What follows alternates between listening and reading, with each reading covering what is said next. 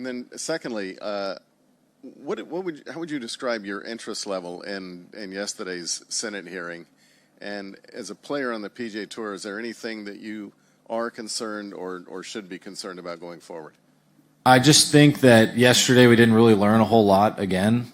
As a player on tour, we still don't really have a lot of clarity as to what's going on, and that's a bit worrisome. You know, as they keep saying it's a player-run organization, and we don't really have the information that we need to kind of. I don't even know how to comment. I watched part of yesterday, and I didn't learn anything. So I really don't know what to say. What was your takeaway from yesterday? I don't know. Again, it really is kind of that cycle where it's just a framework agreement right now, and so I don't know what that entails. We're not involved in any of the discussions. You know, none of the players were involved in the original framework agreement, and so we just don't really. Should I have been? Probably not, but I'm sure that a few of our player directors probably should have been involved. Well, for me, I try to just keep my head down and play golf. I don't get too involved in a lot of that stuff. You know, I love playing golf on the PGA Tour, and that's the spot for me. I'm hoping that's going to exist for a long time, and I felt like we were doing a good job before, and then the agreement happened, and now we got to navigate this whole deal. And I think the tour is working hard to try to get us more information, but like they said, it's tough when you're in negotiations to make everything public. It's hard to negotiate in public, so I understand the privacy of it, but I just wish that definitely our player directors need to be more involved in the process. Yeah, understanding that you're a professional golfer, that's what you're focusing on. We actually are focusing on other things as well. And so is there a point where the frustration that you're feeling over what's going on with the negotiations or live or whatever would get to a point where you might want to do something other than just be frustrated? I think that right now what we're focused on is improving our tour, and I think the players have all really stuck together, and that's what's important to me. And what goes on behind the scenes is stuff that I don't share out here. It's not for y'all's knowledge, it's for the players. And I believe that the players are working together right now, which is exciting for me. Just on those lines, Scottie, is there any part of you that thinks that meeting last year in Delaware is now a waste of time? I don't think so at all. I think when the merger announcement came out, it may have felt like a bit of a waste of time.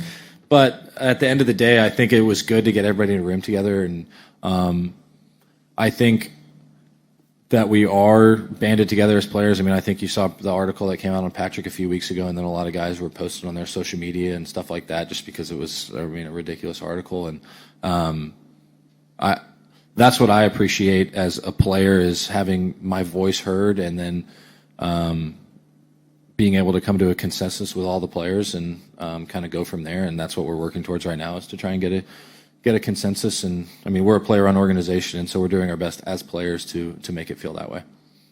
So when all those guys left, I didn't have any hard feelings for anybody. If they wanted to go take the money and go over there and play, that's their decision. It's not my business to get into their business, if that makes sense. And as people, I didn't think of them any differently. They just play golf on a different tour. It doesn't mean that they're different people than they were a year ago.